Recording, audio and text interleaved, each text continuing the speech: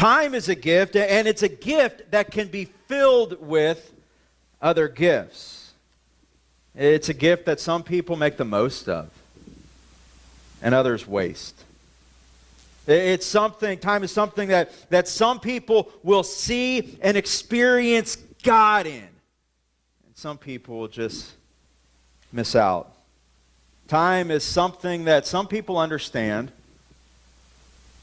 and many people never will. This morning we're beginning a 3, possibly 4, maybe even a 5-part study, I don't know, called Timing is Everything. Say that with me. Timing is everything. It's a series that it's been in the works for several weeks, and it's been interesting how in conversations with many people, it just appeared that this series was timely. As we start this series, I want to begin by answering a question, because again, some people know what time is. Some people know what God's timing is, and again, some people don't. So we're going to start out this series point blank just by answering the question of what is time? And here's how we define time. Time is the indefinite continued progress of existence and events in the past, present, and future regarded as a whole. Now that sounds like something that came out of your textbook that you'd studied in school, and that's a long answer, some big words in that thing, put together by somebody who's really smart, but that's a definition of what time is. Sounds interesting, right? In simpler terms, time's just duration. Time is duration. Now, since we got the definition out of the way, I want us to look at how Scripture describes that very thing that we're going to be talking about. Time. Look with me this morning, Psalm chapter 39. Psalm chapter 39. Psalm chapter 39, it's one of the earliest psalms that was written by David. More than likely, David wrote this as a young boy out there tending to his father's sheep. Given the context of what he writes here, it's believed that something significant had happened in his life. Something dramatic. We don't know what that something is, but we know something significant, something dramatic had happened. And it made him mad at that situation. Whatever that situation was, he was angry at that. He was upset at that, and it also just made him upset, mad at the world. Psalm chapter 39, verse number 4, as David's writing out this psalm, he says, "Lord, remind me how brief my time on earth will be. Remind me that my days are numbered. How fleeting my life is. You've made my life no longer than the width of my hand. My entire lifetime is just a moment to you. At best, each of us is but a breath." When it comes to time, whether it be my time, your time, or even time in general, it's brief. Understand that it's brief. There's not a whole lot of it. It's brief, but it's also fleeting, meaning that it goes by really, really fast. It's almost like in a blink of an eye, you went from being young to a little bit older, and then another blink, a little bit older, and then another blink, and it's like, wow, I've reached the end of even what the Bible talks about of even, about 70 years. It's just like, it goes by so fast. Many times we don't realize how that little bit of time that we got is spent on insignificant things. Things that you don't even realize really takes up a lot of your time, but stuff that you can't get around. It's interesting, according to the U.S. News and World Report, in a lifetime of the average American, we will spend 6 months of our lives sitting at stoplights. That's a lot of time just spent doing something that you don't really think will take up a lot of time, even though it depends if you're late for something or the lights never change. But in the span of a life, 6 months of your life is spent at stoplights. 8 months opening junk mail. 1 year looking for misplaced objects. 1 year looking for things that just, man, where is that? Where is that? Well, by the time you reach the end of a life, the average American has spent a year looking for misplaced objects. 2 years unsuccessfully returning phone calls. 4 years doing housework, 5 years waiting in lines, and 6 years eating. Wow, that's now, of course, eating's a necessity. Now, for some of us, it might be that's average, or for some it might be 4 years, for some it might be 8 years. But whatever the case is, that's a lot of time in a life that's already fleeting, in a life that's already brief. A lot of that is spent on things that we don't even really consider. And when you take all of that stuff and you accumulate it, and that's just a short list of things, but you take all the stuff that just happens on a daily basis, you'll begin to understand that there's not a lot of time on this earth, in this life. And each of us will eventually recognize that reality, that time is really brief and time is really fleeting. And prayerfully, we'll realize that while we still have time to capitalize on the time that we have, although many don't realize it until their final breaths. In Psalm chapter 90, which is a prayer of Moses, Moses talks about both time and the brevity of it as he considers how we spend our time. And it's interesting what he prays in this prayer. Again, Moses, this prayer in Psalm chapter 90, he says, before the mountains were born, before you gave birth to the earth and the world, from beginning to end, notice these words, you are God. Brothers and sisters, there's but one who has that title. God. There's but one who has that authority. There's but one who has that rule and reign. Understand that. He is sovereign over all eternity. That's what Moses is saying in this prayer. From beginning to end, there is one who is God. Sovereign over all. Now look to verse number 4. He says, for you, 1,000 years are as a passing day, as brief as a few night hours. Look down to verse number 10. He says, 70 years are given to us. Some even live to 80. But even the best years are filled with pain and trouble, and soon they disappear and we fly away. Who can comprehend the power of your anger? Your wrath is as awesome as the fear or the respect and reverence that you deserve. So taking all of that into consideration, I want us to understand this point when it comes to time. Be in your outline is this. Understanding time. Our time. Everybody point to yourself real quick before you take your pen out and you write. Our time is temporal. Our time is temporal. Temporal. It's brief. It's fleeting. It's here 1 second and gone the next. It's almost just like a breath. Our time is temporal, but it's overseen by a sovereign God who is eternal. Sovereign, absolute rule and reign. Sovereign God. There's but one. A sovereign God who is eternal. And with all of that in mind, we can say this when we're answering the question of what is time and defining it, describing it. See on our outline, our time should be viewed with an eternal perspective. Even though our time is brief and it's fleeting, we should be looking at that with an eternal perspective. That there is a God who sees all. And He is in control of all. He's not losing control in this process called time. He's in control. And we can look to Him for how we live within time. And Moses got that. My life's really short, it's really brief, but you are God and you are eternal. And you're in control. With Moses getting that, he prays this in verse number 12. He says this, like this application and prayer. Now here's what I want you to do. A God who sees all, a God who's in control of all, even for somebody like me who's in this life that goes by really, really fast. He prays, teach us, verse number 12, to realize the brevity of life, so that we may grow in, what's the word? Wisdom. Wisdom. The ability to use experience, knowledge, and good judgment in a way where our choices become beneficial.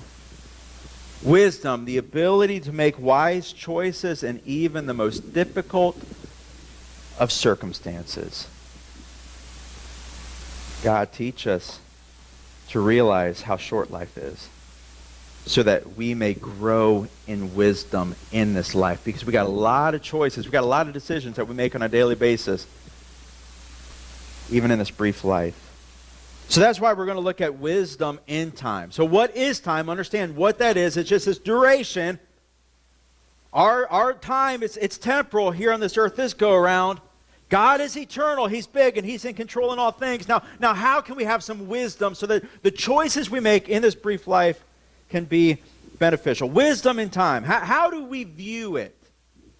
How do we spend it? Are we wise in it? What do we do with the little bit of time that we have? First thing we should do is remember that wisdom comes from knowledge. And true knowledge begins with a fear of the Lord. So let's look back to respecting God and His opinion on this thing called time and how we should have wisdom in it as we grow in our knowledge. So first thing in your outline when it comes to wisdom and time, I want us to understand that if we're going to be wise in the time that we have to trust the God who created time, yet exists outside of time. Have you ever considered what that means? Maybe this is the first time you ever thought about that. How we can trust the God who created time, yet He exists outside of time. We need to get that if we're going to have wisdom in time. He exists outside of time. He can see it from beginning to end. He's a God who already knows how it all plays out. He already knows what the big picture future will bring. And He's promised that no matter how bad it seems like it'll be in real time, that it's all going to work out for the good. It's all going to serve His eternal purpose. It's all going to eventually bring Him glory. Everything is going to work out big picture-wise. Now let's think about the small picture. And how we got so many precious promises within Scripture. How we got a God we can trust. He's a God who knows your future, and He knows my future. And He knows ultimately that if we love Him and live according to that purpose, or to that, if we love Him and live according to His purpose, that everything will turn out for the good. Small scale and grand scale alike. Now that whole concept, it can be hard to comprehend sometimes. But perhaps an illustration can help us understand this point. How we can trust in the God who created time, yet He exists outside of it. How He knows all things, but yet here we are living this thing out, one decision at a time. And how there's something comforting about being able to trust a God who knows how it all works out. The other night, I DVR'd a Lakers game. Not sure why. Not really a huge, basketball fan right now, but I know why I DVR'd it, because I knew that it started at 10:30 West Coast, and I knew I was going to fall asleep by like 10:45. So I knew that I was going to record that game. So I DVR'd the Lakers game and woke up the next morning, and I thought, well, I don't want to watch, quarters 1, 2, 3, and 4, so I'm just going to, on that DVR, I'm going to go all the way to the end of the game, like the last few minutes. Mind you, the game has already been decided. And millions of Lakers fans around the world were not stressed at all because they knew the outcome. They trusted in that outcome. They already knew what was going to happen. But there's Matt Smith at like 6:45 in the morning, watching the last few minutes of that game, just thinking to myself, oh my goodness, they're going to blow this thing. They're going to give this thing up. I didn't exactly know how it was going to play out. But it ended up playing out, and the Lakers won. Now, again, I'm not a huge Lakers fan, but there was something about, well, I'm more of a Lakers fan than any other team, but I'm just, wasn't too stressed about it, but yet I was just a little bit stressed about it. And I'm thinking about that and how in all things, physical stories can bring about spiritual applications. It's how Jesus taught so many times. Physical story, spiritual application. I'm thinking about that. And thinking about how there I am in a game that has already been determined. It's going to be good for you. But yet I'm stressing that thing. It already played out, and there were so many people who were able to live just kind of stress-free. Now, real time spiritually, how many times are we within time that's not so great? Time that it seems like, oh my goodness, is the adversary going to get me this time? Am I going to be overcome, or am I going to be able to overcome? And we can stress ourselves out. We can get so serious and so, man, I'm just anxious at this thing. All the while, God's saying, who do you trust? Yeah, I've already seen it. I've already seen how I can work all of that together for the good. I've already seen where there will be a day you'll be able to look back and you'll be able to say, God, you are good in all things. The good, the bad, and the ugly. And it all works out to good. It's all about perception. It's all about perspective. And that's why we need to look at things with an eternal perspective. A God who says, you're going to be okay. Everything's going to be okay. Ultimately, He's the victor. Okay, that gives me something I can trust in. But all the while, in this time, this brief thing called time, there's different times that fill that time. And again, there's times where we're going to feel like, man, I'm feeling good. Like I can see that, yeah, okay, I'm more than a conqueror because it's good right now. And other times where it's just struggling in my emotions a little bit right now. There's all different times. And Solomon touches on this in Ecclesiastes chapter 3. Solomon, perhaps one of the wisest man to ever live. At the time, that's what he was. To this day, perhaps he's the wisest man to have ever lived. But he wrote Ecclesiastes, much of it in a very confused state, because life was hitting him hard. Now, some of that life that was hitting him hard was because of his own mistakes. Just because he was the wisest man didn't mean that he always lived out that wisdom. There was times where he just made some stupid choices. And life was hitting him. But here in Ecclesiastes chapter 3, he gives us some great insight on time. Now, as we look at this, I want us to consider how our responses are to these different times.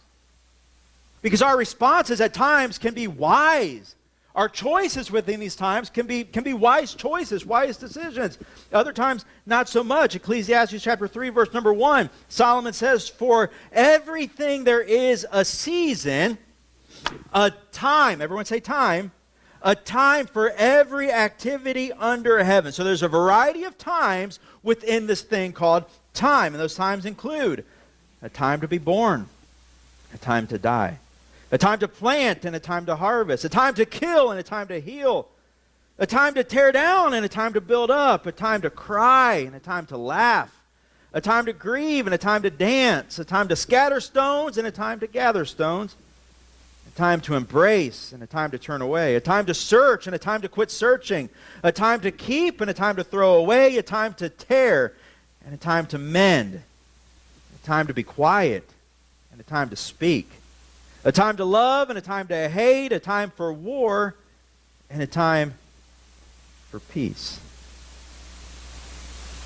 When it comes to time, we must possess that wisdom that understands that there's a time for everything.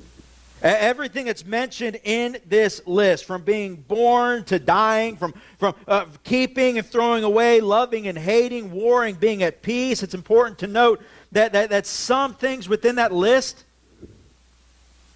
carry with it a spiritual application.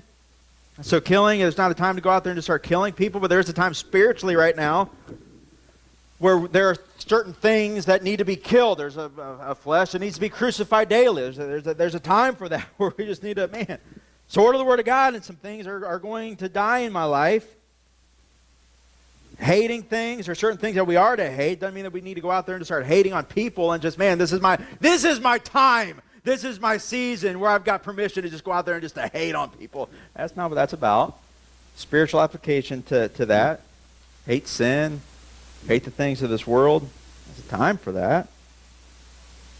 But what I want us to understand as we look at this list, as we consider this list, these times and these seasons, as Solomon's writing that, he's doing it in this context, that there are appointed times for things. There are appointed seasons for things. And these times and these seasons will serve a purpose. So building on all of that, we can make this application point. These times, they shouldn't change because of a position of some switch. In other words, you shouldn't be flipping that internal switch between love and hate. I'm going to love you today and I'm going to hate you tomorrow. I'm going to love people today. I'm not going to hate them tomorrow. It's not this internal switch between crying and laughing, where I'm going to cry in this moment, but I'm going to laugh the next, or tearing and mending. It's not this internal switch.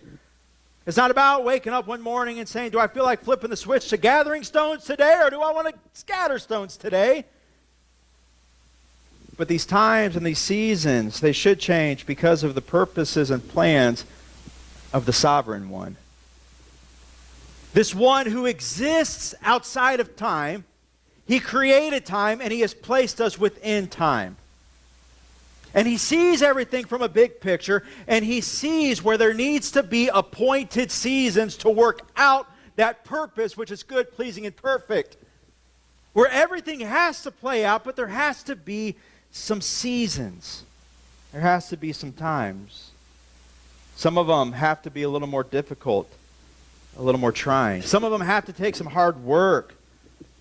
Planting, searching, spiritually killing. The time where you have to turn away. A time where you have to tear down. A time where you have to grieve. But notice within this list, there's also those moments, or there's those times where things are a little bit easier. They're a little more pleasant. They can bring joy in a way that seems to make a little more sense.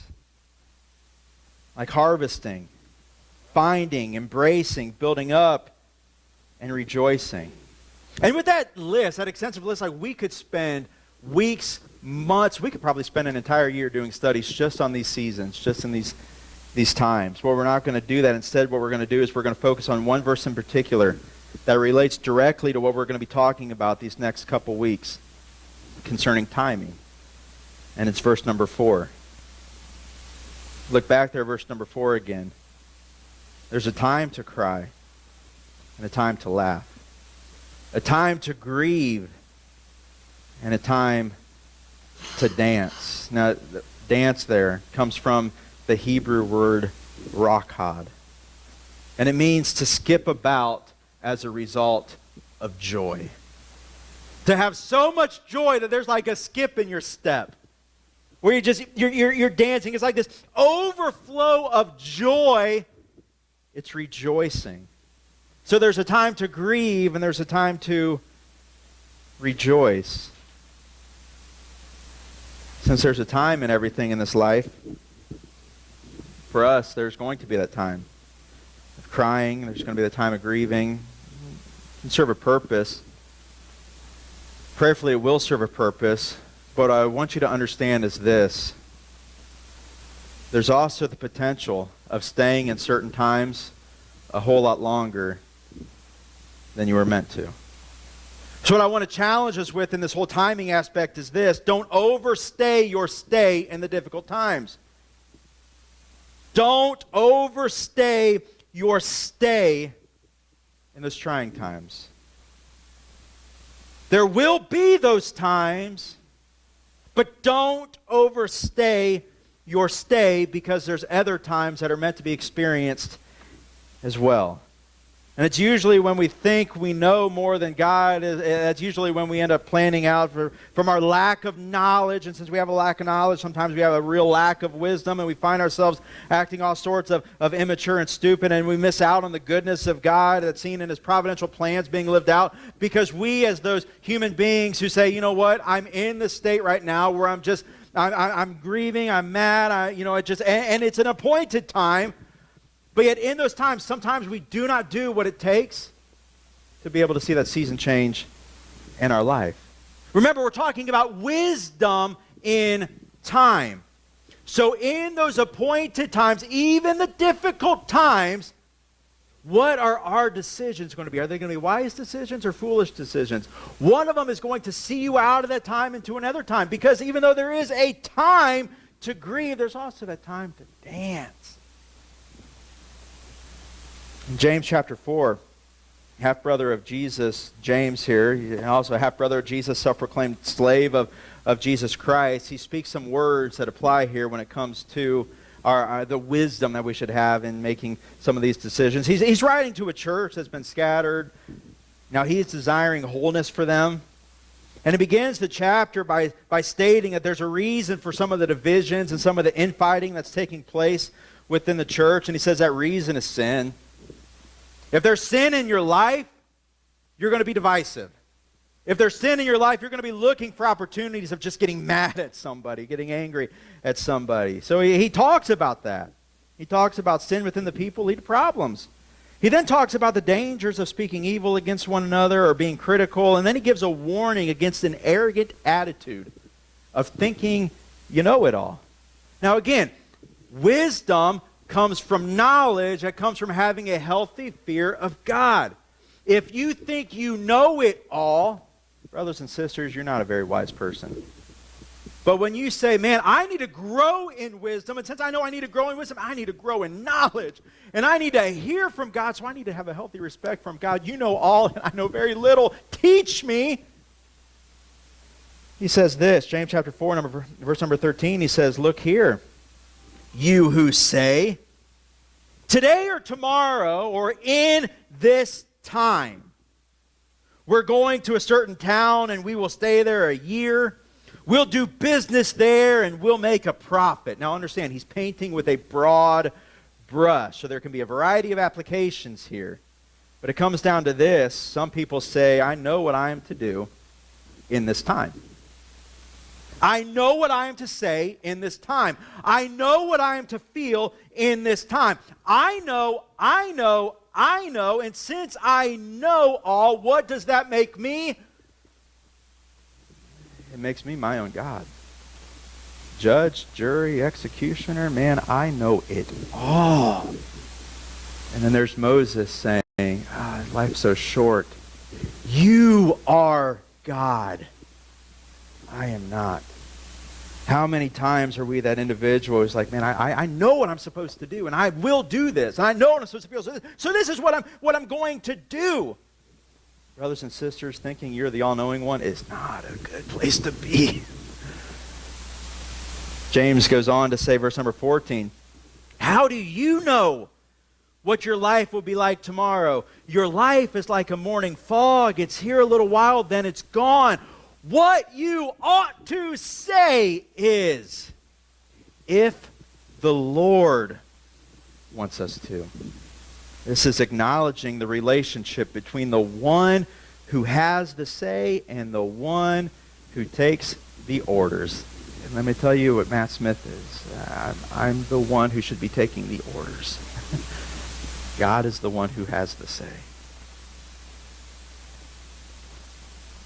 If the Lord wants us to, we will live and do this or that.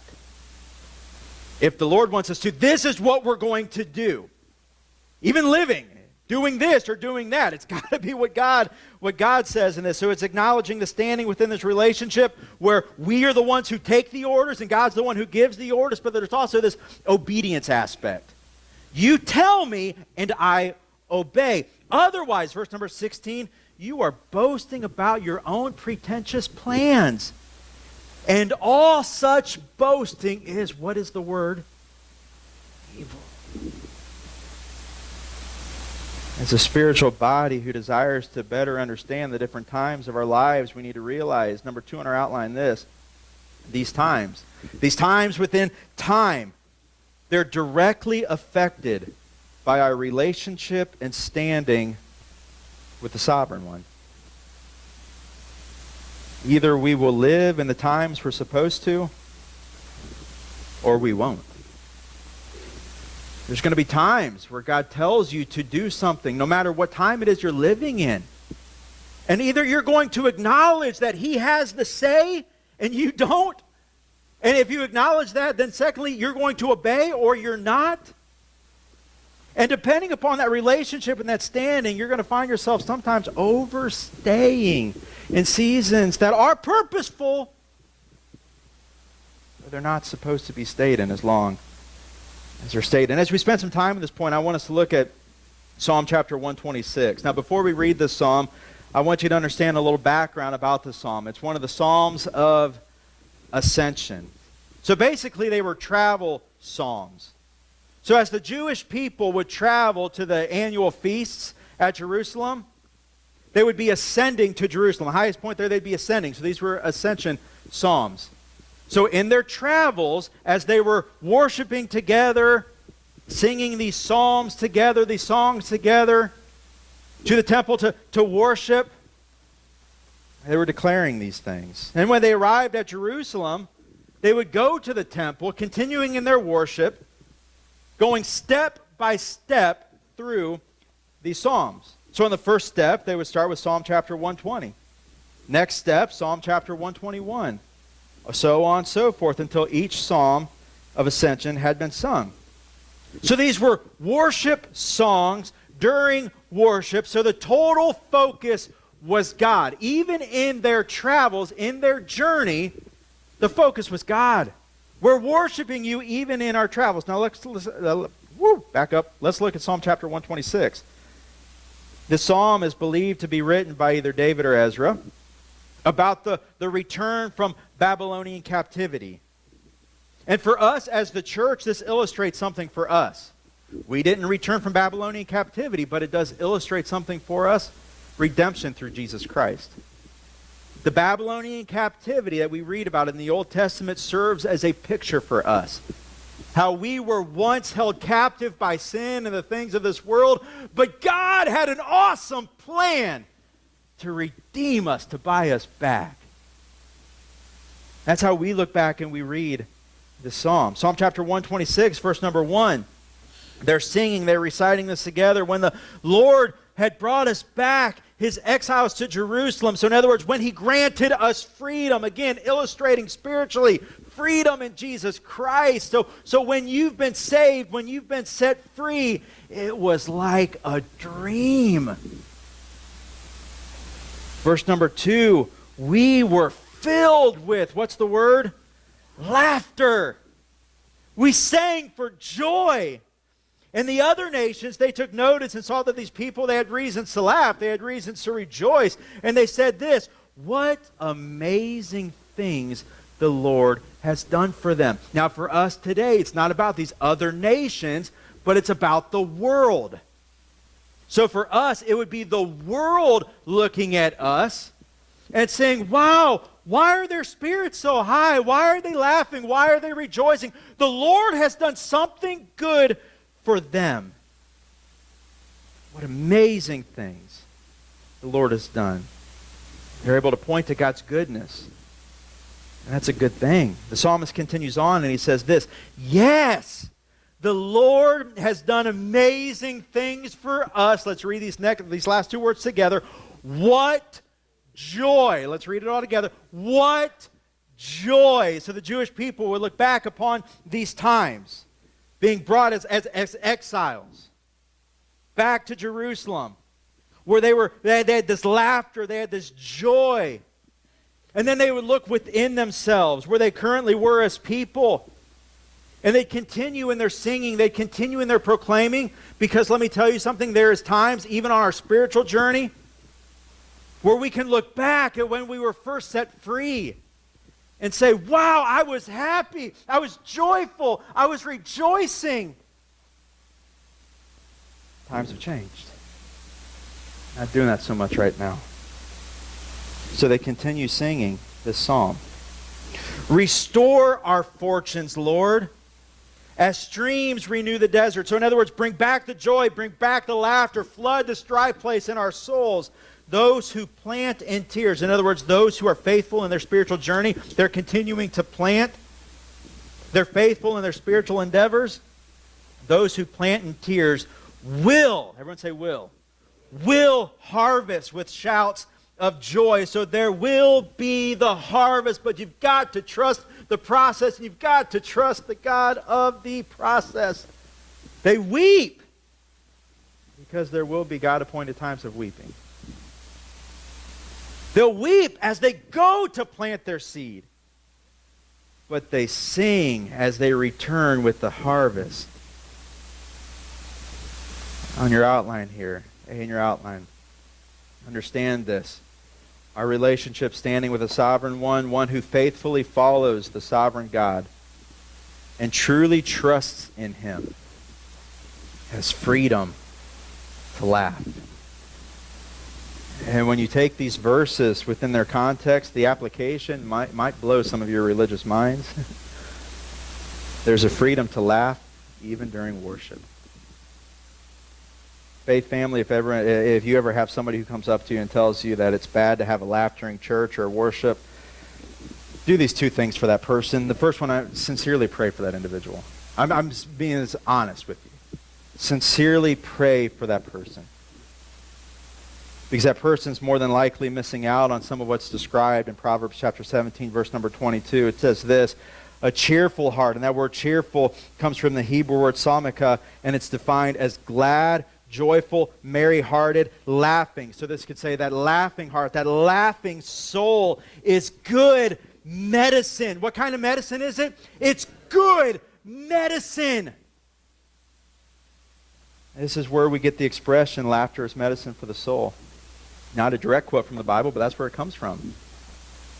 But notice the result of a person who struggles to laugh.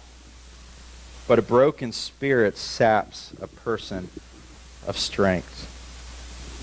A person who doesn't understand the God-given gift of laughter not only misses out on some great medicine, but they also probably are going to lack the strength that they need to be able to overcome many of the things that are holding them back. So you pray for that person. But you also ask him in a loving way, who in the world told you that? Where did you get that information? It's bad to laugh in church. It's bad to laugh in worship. It's bad to laugh at... Who told you that? Because God sure didn't tell you that.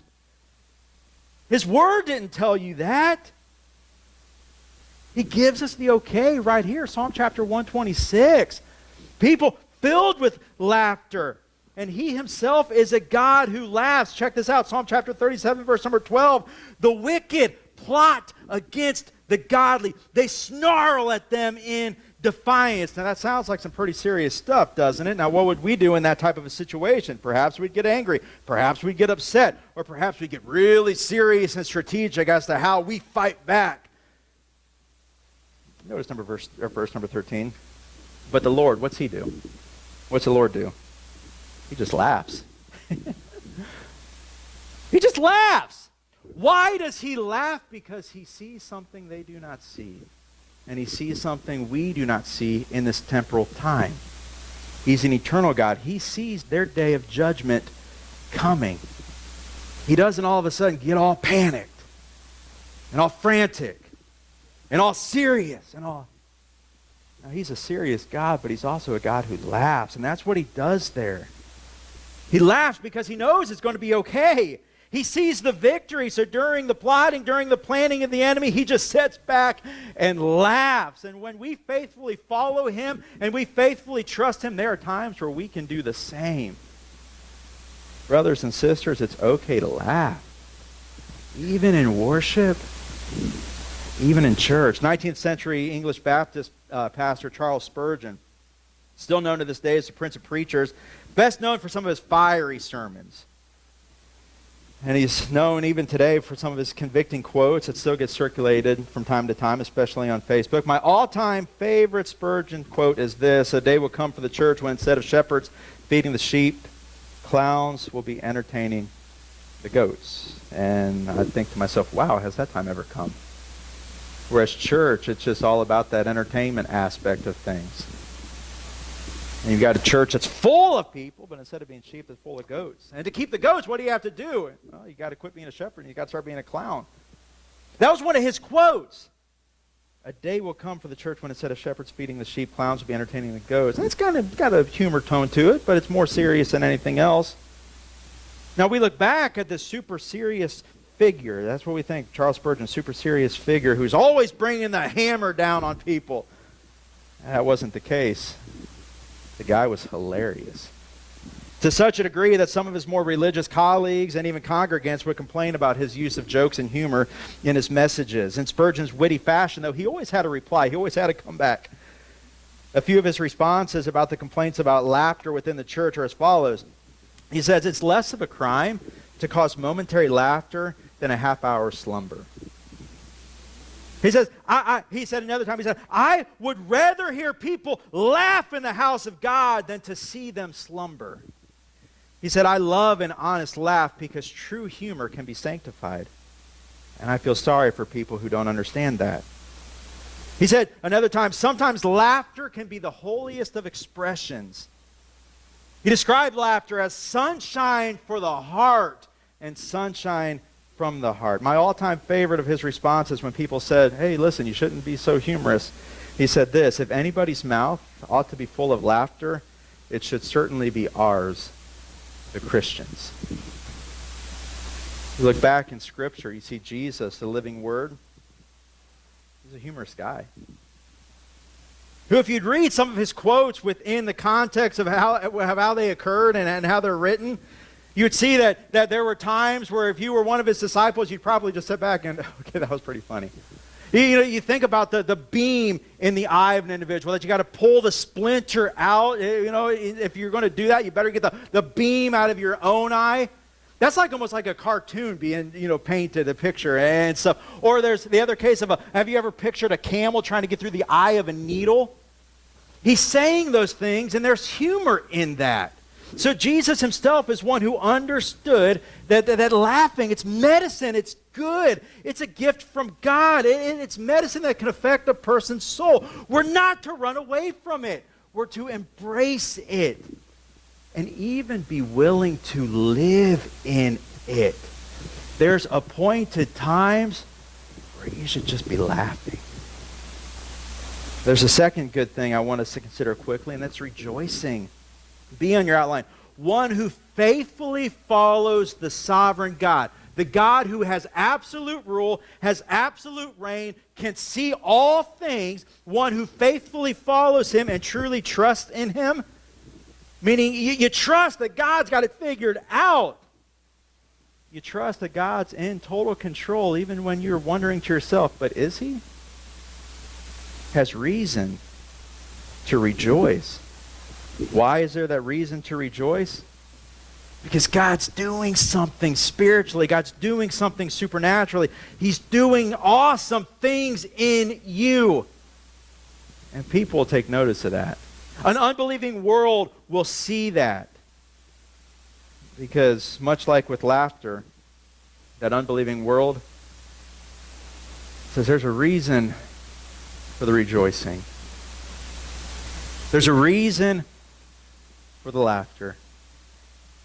Even living in the serious times that we live in, there's something different about that individual.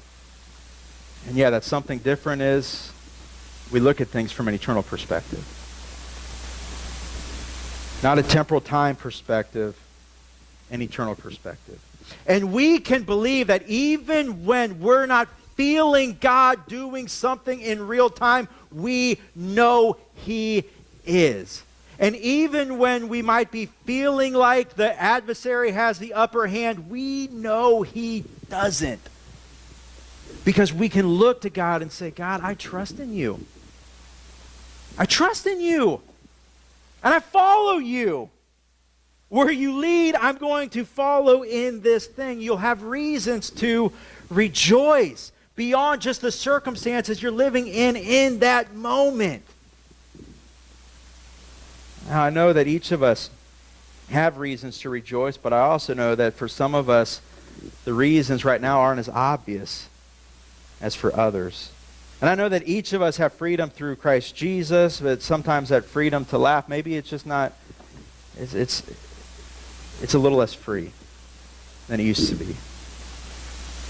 As we round third this morning, I want us to consider this point. If one has no freedom to laugh, and if one has no reason to rejoice, they must consider the times. They must consider the time they're living in right now. The times that make up the time. You got to consider the state of your physical, emotional, and spiritual states, and you got to answer two questions. The first one is this: is there a God-appointed time that must be endured? Is there something you're going through that there's no getting around it? It's just a time to grieve. It's a time to mourn. Life's happened. Your song is seemingly gone. Your happiness depleted. And there's attempts that are being made to rob you of your joy. No matter how funny something is, you can't even force yourself to laugh. And no matter how many blessings surround you, you're struggling to see a single one. What do you do in those moments? What do you do when you're going through that God-appointed time? Here's what you do. You remain faithful in your following, understanding that God is going to lead you through even life's darkest valleys. And on your journey, you trust God along that way. I will follow you, and I will trust in you, and I know I will rejoice again. I know that this is a time that will pass, and there's other times that are ahead of me, and I'm going to make it through. I'm not going to overstay my stay. I'm going to go through it. I'm going to grieve, and I'm going to mourn. But I'm going to rejoice again. You have that mindset that even those times, if they're a God-appointed time, they're going to serve a purpose, and you will be better off because of it. I remember back several years ago, many years ago, there's a church that family had spent a few years at and growing up, and they had an anniversary service where they had went back to that anniversary service and went back to see some of the friends I had spent a few years with and stuff. And there was a family that was there that I had no idea had ever went to that church. I knew them from a previous church where they had spent years working there, laboring. And the one guy was even on staff there for many years. I knew him as that, but I also knew him as a man who was at another church down around Delaware, who that's just where he was in my growing up years. But I had no idea as to why he was at that particular celebration. And my dad, he went up and was talking to him a little bit. And I had forgotten that you guys had went here for a couple years, but I know, or for a couple months, I think it even was, like a transition time. He says, but I forgot that you'd even went here, and you came back for the celebration. Why did you do that? And he said, because this is the church where we learned to laugh again. And it had such an impression upon him. This was the church we learned to laugh again.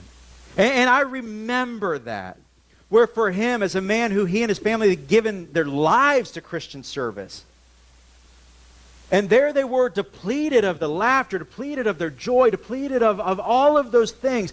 But God, in his infinite wisdom, lined them up at a place where they would see them through a difficult time to a far easier time. And it left such an impression that many years later, for that celebration service, they come back to say thank you for teaching us how to laugh again. And I believe that in all those years of laboring where they lost that laughter, I believe that God had them at the place where they were, but he also brought them to a place of transition. The second question that needs answered, because for some it's not about a God-appointed time. It's not some situation or circumstance that's robbed you of laughing, rejoicing. Something different. Look again to James chapter 4. Remember context, division, infighting, unconfessed sin, church being called out. James describes such people by saying this in verse number 4. These people just living in sin. You adulterers, Don't you realize that friendship with the world makes you an enemy of God? I say it again, if you want to be a friend of the world, you make yourself an enemy of God. He's talking about people in the church. Do you think that scriptures have no meaning? They say that God is passionate, that the Spirit He has placed within us should be faithful to Him. Everyone say faithful. Remember, we talked about that a little bit this morning. And He gives grace generously, as the scriptures say.